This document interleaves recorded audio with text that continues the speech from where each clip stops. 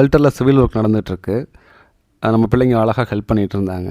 நான் லைவ் வந்தேங்க இன்றைக்கி. ஒரு ஒரு 2 நிமிஷம் 3 நிமிஷம் தான் லைவு. பட் அங்கே டவர் ப்ராப்ளம் இருக்கனால ஸ்ட்ரீம் ஆகலை. பட் ஓகே, நான் அப்டேட் பண்ணிடுறேன். பின்னாடி ஃபுல்லாக இந்த ஒரு பாதி பார்ட்டிஷன் தான் இருந்துச்சு. மீதியை ஃபுல்லாக நம்ம புதுசாக போட்டிருக்கோம். அது போக ஒரு ரூம் ஒன்று க்ரியேட் பண்ணியிருக்கோம். அந்த ரூமுக்கு தளம் போட்டாச்சு. இந்த பாதி பார்ட்டிஷன் கீழே பறித்து வந்துடுவாங்க. ஸோ அதனால் அதுக்காக காங்கிரீட் மாதிரி போடணும். அது போட்டாச்சு இன்றைக்கி. பின்னாடி கொஞ்சம் தளம் போட்டிருக்கேன். ஃபுல்லாக போடணும்.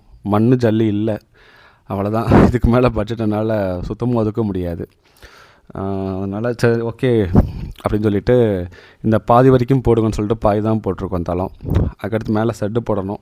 ஸோ இப்போதைக்கு இதை அப்படியே ஃபுல்லாக ஸ்டாப் பண்ணிவிட்டு இப்போ பண்ண வரைக்குமே பிள்ளைங்களை பிரித்து விட்றலாம். ஸோ அவங்க வாட்டுக்கு ஃப்ரீயாக இருப்பாங்க. வெயில் அடித்தா ஓரமாக போய் ஒதுங்கிப்பாங்க, மழை பெஞ்சுனாலும் ஓரமாக ஒதுக்கிப்பாங்க. ஃபுட்டு கொடுத்துடலாம். அது மாதிரி பாத்ரூம் போனாலும் மண்ணில் தான் போவாங்க. ஸோ அது ரொம்ப ஈஸியாக இருக்கும். பார்ப்போங்க. ஒரு விஷயத்த தொட்டுட்டோம்னா நமக்கு அவங்க ஃபெசிலிட்டிஸ் கொடுக்காம அவங்கள கஷ்டப்படுத்துறதும் தப்பு. ஏன்னா அவங்களுக்காக தானே பண்ணுறோம். ஸோ அது மாதிரி அவங்களுக்கு தெருக்கள் எந்தளவுக்கு இருந்தாங்களோ அந்தளவுக்கு நம்ம கொஞ்சம் ஃப்ரீடம் கொடுத்தாகணும்.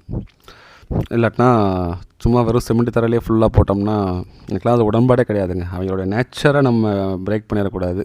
அதான் ட்ரை பண்ணிகிட்டே இருக்கேன். பார்ப்போங்க. நன்றி.